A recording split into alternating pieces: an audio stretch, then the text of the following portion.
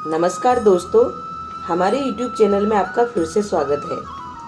आज मैं आपको महाभारत के अनुसार अभिमन्यु की मौत की खबर सुनकर अर्जुन ने क्या प्रतिज्ञा ली थी वही बताने जा रही हूँ।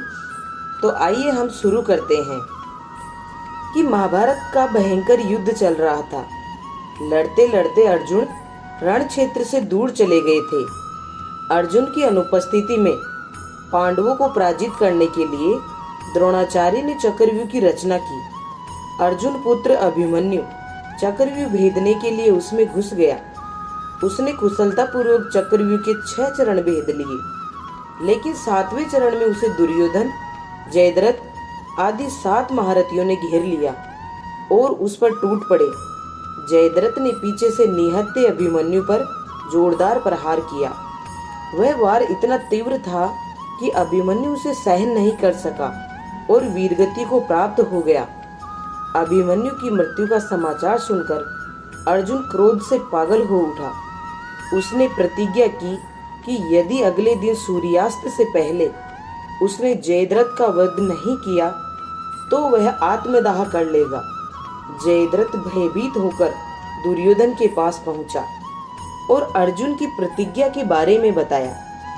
दुर्योधन उसका भय दूर करते हुए बोला, चिंता मत करो मित्र, मैं और सारी कौरव सेना तुम्हारी रक्षा करेंगे।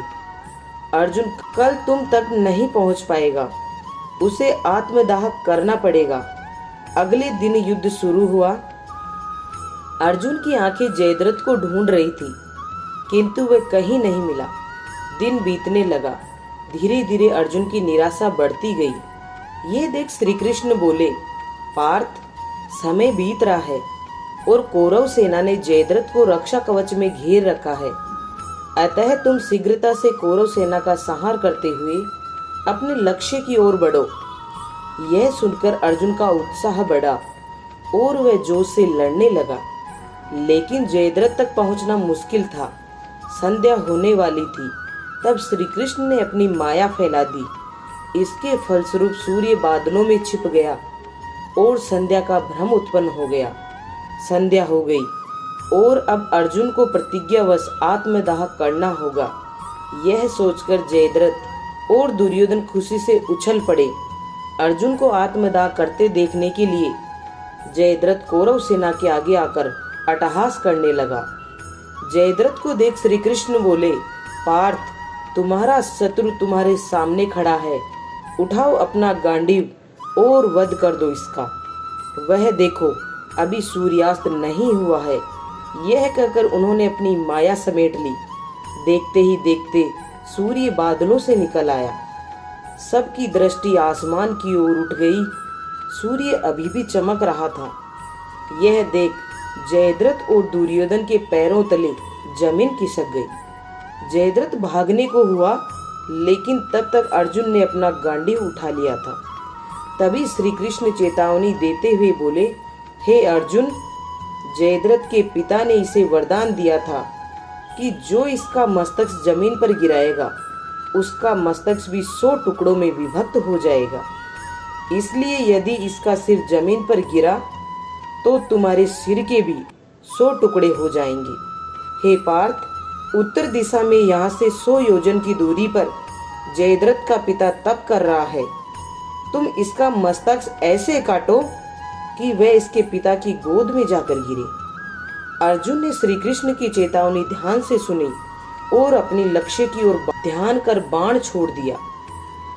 उस बाण ने जयद्रथ का सिर धड़ से अलग कर दिया और उसे सीधा जयद्रथ के पिता की गोद में जाकर गिरा। जयद्रथ का पिता चौंक कर उठा तो उसकी गोद में से सिर जमीन पर गिर गया। सिर के जमीन पर गिरते ही उसके सिर के भी 100 टुकड़े हो गए। इस प्रकार अर्जुन की प्रतिज्ञा पूरी हुई। तो देखा आपने दोस्तों, भगवान श्री कृष्ण ने अपनी लीला से कैसे अर्जुन ने अभिमन्यु की मौत के समय जो प्रतिज्ञा ली थी उसको पूर्ण करवाया था।